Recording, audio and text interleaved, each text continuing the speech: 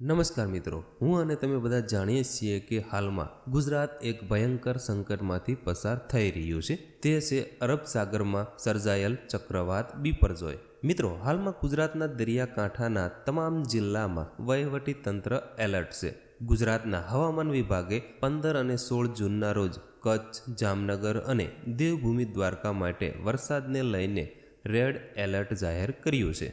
જ્યારે કચ્છમાં દરિયા કિનારાના વિસ્તારમાં સાવચેતીના ભાગરૂપે અને કોઈપણ પ્રકારની જાનહાનિ ન થાય તે માટે વહીવટી તંત્ર દ્વારા કલમ 144 લાગુ કરી દેવામાં આવી છે. મિત્રો, તમને જાણીને નવાઈ લાગશે કે 25 વર્ષ પછી ગુજરાતના દરિયા કિનારે જૂનમાં ચક્રવાતનું સંકટ આવ્યું છે. ભારતીય હવામાન વિભાગ IMD દ્વારા જારી કરાયેલ માહિતી મુજબ બિપરજોય ખૂબ જ ભયંકર અથવા ઉગ્ર શ્રેણીનું માત્ર 5મું ચક્રવાત છે તથા 58 વર્ષમાં જૂન મહિનામાં અરબી સમુદ્રમાં વિકસિત થનારું બિપરજોય એકમાત્ર ત્રીજું ખૂબ જ ભયંકર ચક્રવાત છે.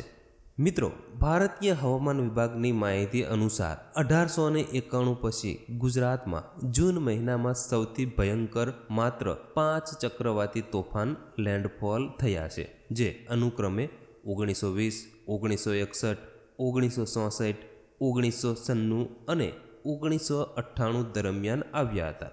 ભારતીય હવામાનના જણાવ્યા મુજબ છેલ્લા 132 વર્ષ દરમિયાન અરબી સમુદ્રમાં સર્જાયેલા 16 ડિપ્રેશન અને ચક્રવાતો ગુજરાતમાં પહોંચ્યા છે.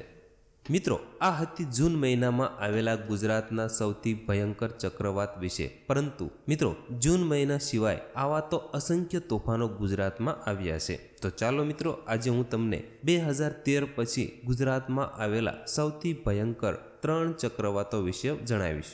મિત્રો, વિડીયોમાં આગળ વધતા પહેલાં જો તમે અહીં સુધી વિડીયો જોયો હોય અને તમને આ વિડીયોમાંથી કંઈ નવું જાણવા મળ્યું હોય તો વિડીયોને લાઈક કરવાનું ભૂલતા નહીં. તો મિત્રો, ત્રીજા નંબર પર છે ચક્રવાત નીલોફર. મિત્રો, ચક્રવાત નીલોફર એ એક ગંભીર ચક્રવાતી વાવાઝોડું હતું જે અરબી સમુદ્રમાં સર્જાયું હતું અને ઓક્ટોબર 2014માં ગુજરાતના દરિયાકાંઠે પહોંચ્યું હતું. નીલોફર લેન્ડફોલ કરતાં પહેલાં તે નબળું પડી ગયું હતું. પરિણામે તેનાથી ગુજરાતને ખૂબ જ ઓછું નુકસાન થયું હતું. જોકે સાવચેતીના ભાગરૂપે દરિયાકાંઠાના ઘણા બધા વિસ્તારોને ખાલી કરાવવામાં આવ્યા હતા. બીજા નંબર પર છે ચક્રવાત વાયુ. મિત્રો, ચક્રવાત વાયુ જૂન 2019માં ગુજરાતના દરિયાકાંઠે પહોંચ્યું હતું. તે ખૂબ જ ભયંકર ચક્રવાતી વાવાઝોડામાં ફેરવાયું હતું. તેના કારણે ગુજરાતના દરિયાકાંઠાના વિસ્તારમાં ભારે પવન અને ભારે વરસાદ થયો હતો, જેના કારણે હજારો લોકોનું સ્થળાંતર કરવું પડ્યું હતું. અને મિત્રો, ફાઇનલી નંબર 1 પર છે ચક્રવાત તૌકતે.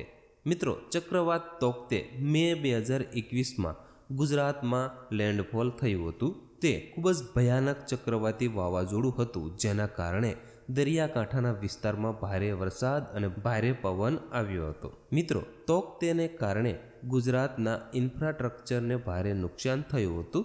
ગુજરાતની અંદર અસંખ્ય વૃક્ષો ઉખડી ગયા હતા અને ઘણા બધા લોકોના જીવ પણ ગયા હતા. તો મિત્રો, તમને અમારો આ વિડીયો કેવો લાગ્યો તે અમને જરૂર જણાવજો તથા વિડીયો પસંદ આવ્યો હોય તો પ્લીઝ વિડીયોને લાઇક અને શેર કરવાનું ભૂલતા નહીં. અને આવા જ ઇન્ફોર્મેશનવાળા વિડીયો જોવા માટે પ્લીઝ અમારી આ યુટ્યુબ ચેનલને તમે જરૂરથી સબસ્ક્રાઈબ કરી લેજો.